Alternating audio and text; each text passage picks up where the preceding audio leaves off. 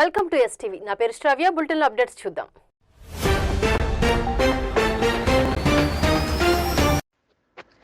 నెల్లూరు జిల్లా పొదలకూరు మండలం చెన్నారెడ్డిపల్లిలో పర్యటనకు విచ్చేసిన మాజీ మంత్రి కాకాని గోవర్ధన్ రెడ్డికి గ్రామస్తులు ఘనస్వాగతం పలికారు. కాలువల్లో నీరు లేక పైర్లు ఎండిపోయిన పంట పొలాలను పరిశీలించిన గోవర్ధన్ రెడ్డి ప్రభుత్వం తీరును తప్పుబట్టారు.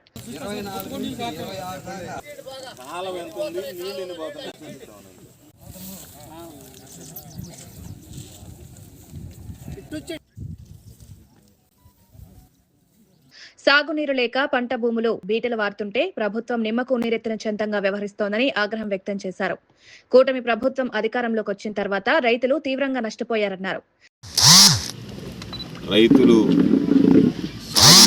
శవనార్ కాలువ కింద తీవ్రమైనటువంటి ఇబ్బందులు పడుతున్నటువంటి పరిస్థితుల్లో ఈరోజు రైతులతో కలిసి ఈ కాలువలని ఎండిపోతున్నటువంటి పంట పొలాలని పరిశీలించడం జరిగింది. బహుశా నాకు తెలిసి ఈ మధ్యకాలంలో రైతులకి ఎంత దురదృష్టకరమైనటువంటి సందర్భాలు ఎన్నడూ కూడా చవిచూసి ఉండరు. కాలువల్లో నీళ్లు రావడం లేదు, కాలువలు పూర్తిగా మొక్కలు మానులు కలప పూడికతో నిండిపోయాయి తప్ప కనీసం ఒక కుళాయి మోయిన నీళ్లు కూడా రాలేనటువంటి దౌర్భాగ్యమైనటువంటి పరిస్థితులు ఈరోజు కాలువలు ఉన్నాయి. కాలువల్లోకి నీళ్లు వదలకపోవడము, నీరు సరిగ్గా విడుదల చేయకపోవడము ఒక పొరపాటు అయితే, నీరు విడుదల చేసినా పొర్లిపోవడం తప్ప కాలువలకు ప్రవహించేటువంటి విధంగా లేకపోవడం, కాలువలు పూర్తిగా మూసుకుపోవడం, పూడిపోవడం అనేటువంటిది ఇది ఎన్నడూ జరగనటువంటి పరిస్థితి. ఈరోజు ఈ ప్రాంతానికే పరిమితం కాలేదు.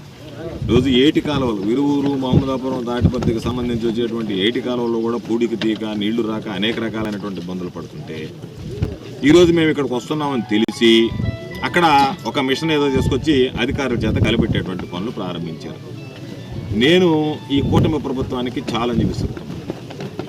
గతంలో వైఎస్ఆర్ కాంగ్రెస్ పార్టీ ప్రభుత్వం హయాంలో ఉన్నప్పుడు నేను శాసనసభ్యుడిగా మంత్రిగా పనిచేసినటువంటి సందర్భాలలో విపరీతమైనటువంటి నీటి ఎద్దడు ఉన్నటువంటి సందర్భాలలో కూడా నీరు ఏదో ఒక విధంగా తరలించాం, కాలువలు చేశాం. ఆ రోజు ఉన్నటువంటి పరిస్థితుల్లో రైతులందరూ కూడా మాట్లాడేటువంటి మాట, ఆ రోజు వాటికి అనుమతులు ఉన్నాయా లేదనేది తెలియకుండా రైతులు ఈరోజు మాకు ఇబ్బందిగా ఉందంటే వెంటనే కాలువలు చేయించాం, వెంటనే వాటికి నీళ్లు విడుదల చేయించాం, వెంటనే చేసేటువంటి పరిస్థితి కనిపించదు. కాబట్టి ఇవన్నీ మనసులో ఉన్నాయి. ఏ రోజు చంద్రబాబు ఉన్న ఈ రాష్ట్రానికి అరిష్టమే, అదేవిధంగా ఈ జిల్లాలకు కూడా ఈరోజు అంతో ఇంతో నీళ్లు సోమశిల నుంచి తెచ్చుకోగలుగుతున్నాం అంటే మహానేత రాజశేఖర రెడ్డి గారు, జగన్మోహన్ రెడ్డి గారి హయాంలో జరిగినటువంటి పనుల ద్వారా వస్తుంది. కాబట్టి సూపిరెడ్డిపాటి నుంచి శ్రీశైలంకి జలాలు 11,000 క్యూసెక్కులు 44,000 క్యూసెక్కులకి సామర్థ్యాన్ని పెంచినటువంటి ఘనత రాజశేఖర రెడ్డి గారు.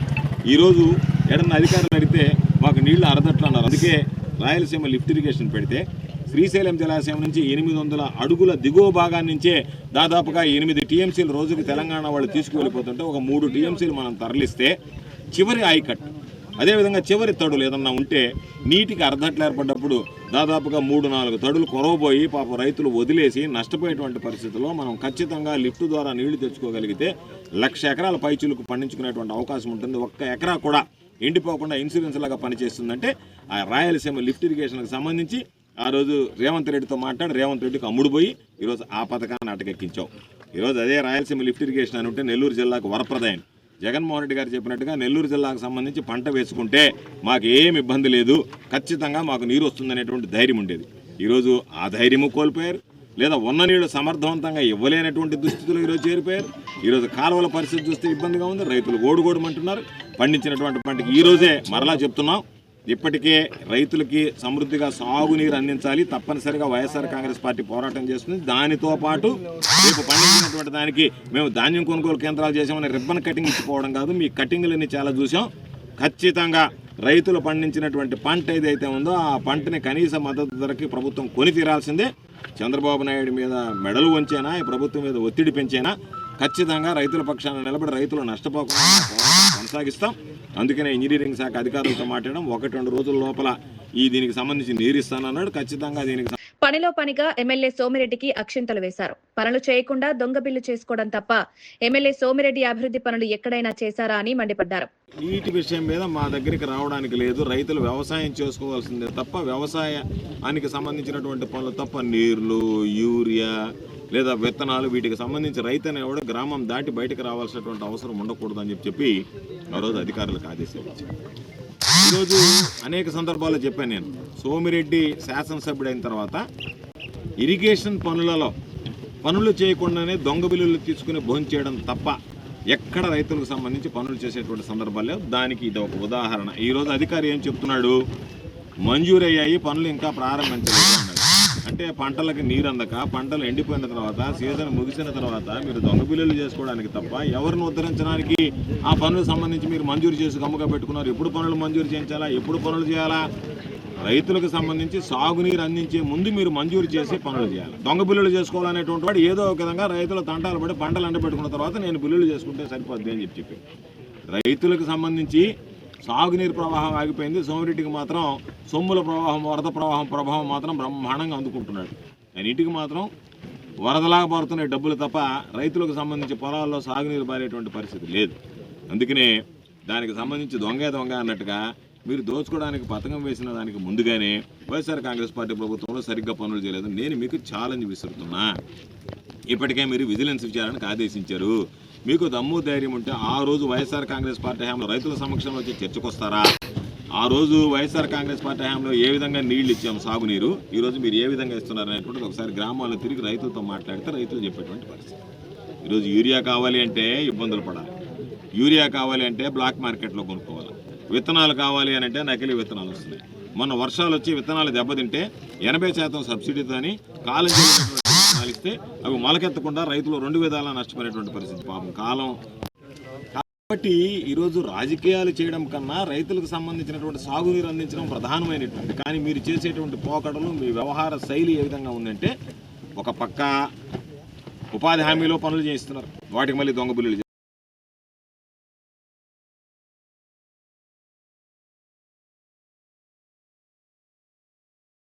ఇరిగేషన్. ఓ పక్క ఎఫ్డిఆర్ అని చెప్పి పనులు చేస్తున్నారు, దాని మీద మళ్ళీ దొంగ బిల్లులు చేసుకుంటారు. ఓఎండ్ఎం అని చెప్పి ఆపరేషన్ అండ్ మెయింటెనెన్స్ కింద నిర్వహణ మరమ్మతులకు సంబంధించి ఆ రోజు పనులు మంజూరు చేసుకుంటున్నారు, మరలా దొంగ బిల్లులు. మొన్న మోంతా తుఫానుకు సంబంధించి ఒక 17 కోట్ల రూపాయలు చేసుకుని మరలా ఈరోజు దిత్వా తుఫానుకు సంబంధించి మరో 15 కోట్లు, 20 కోట్ల రూపాయలకు ప్రతిపాదనలు పెడితే జిల్లా కలెక్టర్ గారు 15 కోట్లు ఇస్తారు. జిల్లా కలెక్టర్ గారు ఏసీ రూముల్లో కూర్చొని ఈరోజు ఏదో వీళ్ళు చేసుకోవడానికి లైసెన్సులు మంజూరు చేయడం కాదు, జిల్లా కలెక్టర్ గారికి చిత్తశుద్ధి ఉంటే వెంటనే ఈ కాలువలు సందర్శించాలి, ఈ రైతులతో మాట్లాడాలి, రైతులకు సంబంధించినటువంటి సమస్యల్ని పరిష్కరించాలి. జిల్లా కలెక్టర్ ఆ విధంగా కాకుండా ఎమ్మెల్యే అడిగాడు కాబట్టి నేను పనులు మంజూరు చేస్తా, ఎమ్మెల్యే పనులు చేయకుండానే డబ్బులు తినేస్తాడు, నాను ఇక్కడ కంటిన్యూ చేస్తాను, నెల్లూరు జిల్లాలో నేను కలెక్టర్గా ఉంటే చాలు అన్నటువంటి విధంగా వ్యవహరిస్తున్నాడు తప్ప ప్రజల బాధలు, రైతుల సమస్యలు ఈ అధికారులకు పడుతున్నాయా? ఇంజనీరింగ్ అధికారులు ఏం చేసినట్టు, కలెక్టర్ గారు ఏం చేసినట్టు? దీని మీద పత్రికల్లో కథనాలు వస్తుంటే మీరు ఎందుకు స్పందించడం లేదు? అంటే ఈ ప్రభుత్వం కానీ, ప్రభుత్వ యంత్రాంగం కానీ, అధికారులు కానీ రైతుల్ని మీరు లైట్గా తీసుకుంటున్నారా? రైతులు అంటే మీకు లెక్కలేదా? వ్యవసాయం అంటే మీకు నిర్లక్ష్యమా? రైతుల పట్ల మీరు ఎందుకు, రైతులకు సంబంధించినటువంటి సాగునీరు అందించడంలో ఈరోజు మేము ఎందుకు తిరుగుతున్నాం? అధికారంలో లేకపోయినా రైతుల పక్షాన్ని ఎందుకు నిలబడుతున్నాం? కనీసం మా గళం విప్పితేనైనా మీరు వచ్చి పనులు చేస్తారు, మీరు దానికి సంబంధించి వాళ్ళకి ఏదైనా సరే అమ్మ వీళ్ళు వస్తారేమో అనేటువంటి భయం అధికారుల్లో ఉంటుంది. కాబట్టి ఆ మేరైనా పనులు జరుగుతాయని చెప్పని ఈరోజు గ్రామాల్లో పర్యటిస్తున్నాం. అందులో భాగంగా ఈరోజు ఎన్ని రకాలైనటువంటి ఇబ్బందులు పడ్డారు రైతులు. యూరియాని మీరు అందించలేకపోయారు. వైఎస్ఆర్ కాంగ్రెస్ పార్టీ ప్రభుత్వంలో నేను వ్యవసాయ శాఖ మంత్రిగా పనిచేశాను. రైతులకు సంబంధించి ఎంత యూరియా కావాలి అంటే రైతు ఆ గ్రామం వదిలి బయటకు వెళ్లాల్సినటువంటి అవసరం లేకుండా గ్రామ సచివాలయాల దగ్గర ఎంత కావాలంటే అంత సరఫరా చేశారు. ఈ కార్యక్రమంలో జెడ్పీటీసీ తెనాల నిర్మణమ్మ, వైసీపీ నాయకులు Gopal Reddy, Sheikh Anjad, MPTC Gunti Seenaiah, ward member Bommi Prasad తదితరులు పాల్గొన్నారు.